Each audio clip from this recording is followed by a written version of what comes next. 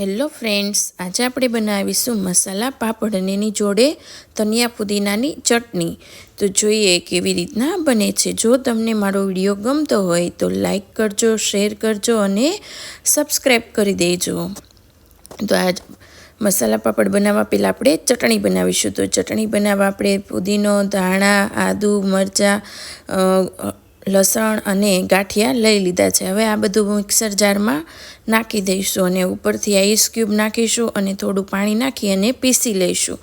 એક વાટકીમાં દહીં લઈ લીધું છે, એમાં ચાટ મસાલો નાખ્યો છે, 1 ચમચી લાલ મરચું પાવડર નાખી બરાબર મિક્સ કરી લઈશું અને આપણે પીસાઈ ગયેલી જે ચટણી છે એ આમાં પછી એડ કરી દેવાની છે. તમે જોઈ શકો છો કેટલી સરસ પીસાઈ ગઈ છે.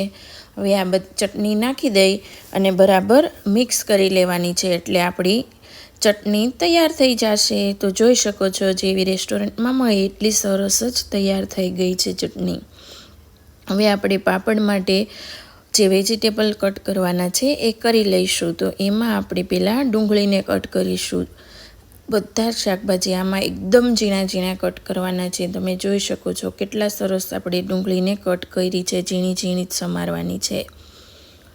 પછી ડુંગળી સમારાઈ જાય એટલે આપણે કાકડીને પણ કટ કરી લઈશું. જો કાકડીને આવી રીતના કટ કરી વચ્ચેના ભાગમાંથી બી કાઢી નાખવાના છે એટલે પાણી ઓછું થાય છે. એકદમ ઝીણી કટ કરીશું તો પાણી વધારે નીકળે છે.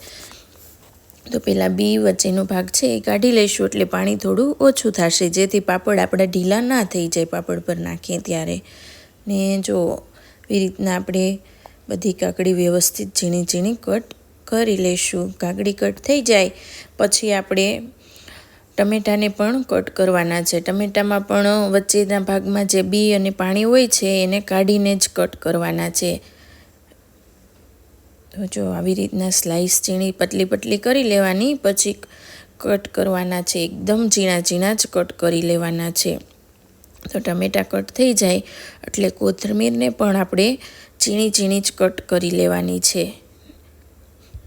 જુઓ આવી રીતે કોથમીરને પણ કટ કરી લઈશું. હવે તેલ ગરમ થઈ જાય એટલે એમાં પાપડને નાખીને તળી લઈશું. જો બંને બાજુ ફેરવવાનું છે, એક વાર જ ફેરવશું એટલે ત્યાં તળાઈ જશે. તો પાપડ તળાઈ ગયો. એવી રીતના આપણે બીજા બધા પાપડને પણ તળી લઈશું વારાફરતી એટલે આપણા પાપડ જો પાછો તળાઈ ગયો છે. હવે પ્લેટિંગ કરી લઈશું. તો એના માટે પાપડ લઈ લીધો છે, ઉપરથી ડુંગળી ઝીણી સમારેલી છે એ નાખી દઈશું. પછી કાકડીને પણ નાખી દઈશું છૂટી છૂટી. એની ઉપર ટમેટાને પણ એકદમ છૂટા છૂટા જ નાખી દેવાના છે, ફેલાવી દેવાનું છે. એડ કરી દીધા ટમેટા. પછી ઉપરથી થોડી ધાણા જે કટ કર્યા હતા એને નાખી દઈશું, સેવ નાખી દઈશું અને ચાટ મસાલો. તો તમે જોઈ શકો છો કેટલો સરસ લાગે છે. આપણો પાપડ તૈયાર થઈ ગયો છે.